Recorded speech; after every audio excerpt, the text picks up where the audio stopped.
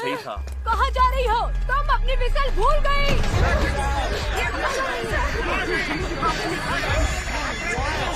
Mall में भागना मना है।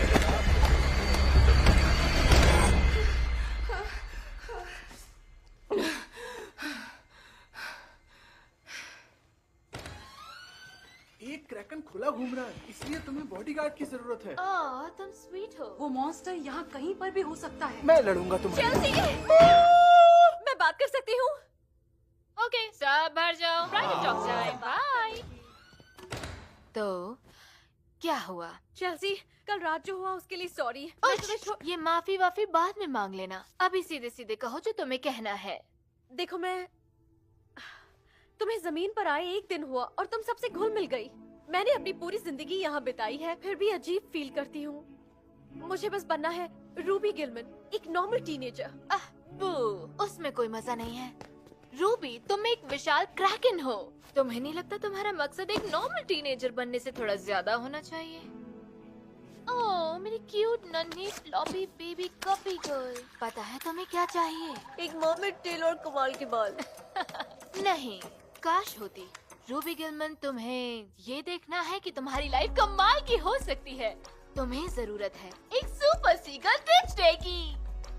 ओके, चलो हो जाए। ये प्रॉम के लिए बस अब 4 दिन बचे हैं। खुशी की वो आखिरी शाम जिसके बाद सब एक बोरिंग एडल्ट लाइफ जीने लगेंगे।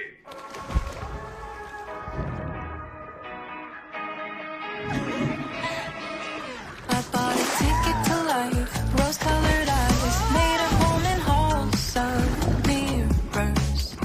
It was all fun and games, love what I played, but now I see a little clearer. The more that I see myself, the less that I know about me. Was riding the carousel.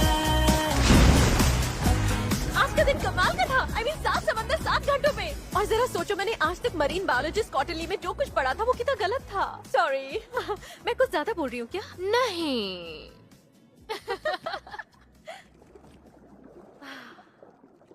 मुझे यकीन नहीं होता कि तुम्हारी mom ने तुमसे ये सब छिपाया था। छिपना ही बचना है, गिलमन फैमिली का मोटो। मोटोस बेकार होते हैं, ये मेरा मोटो है। मुझे छिपना पसंद नहीं। पर तुम स्कूल में कमाल करती हो, सब तुम्हें चाहते हैं। सच में तुम्हारे पास सब कुछ है। नहीं, ऐसा नहीं है। ट्राइडेंट्स की लड़ाई के बाद से ही हम सभी मर्मेड्स को छिपना पड़ा। मैं और बर्दाश्त नहीं कर पाई, घुटन होती थी, इसलिए मैं भाग आई।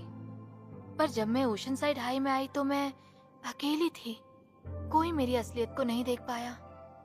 और फिर मुझे मिली तुम, मेरी सुपर सी गर्ल बेस्टी, और अब सब कुछ सही हो गया।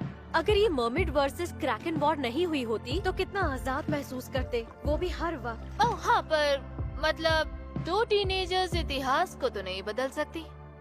1 मिनट, सबसे पहला रूल क्या है मैथलीट होने का?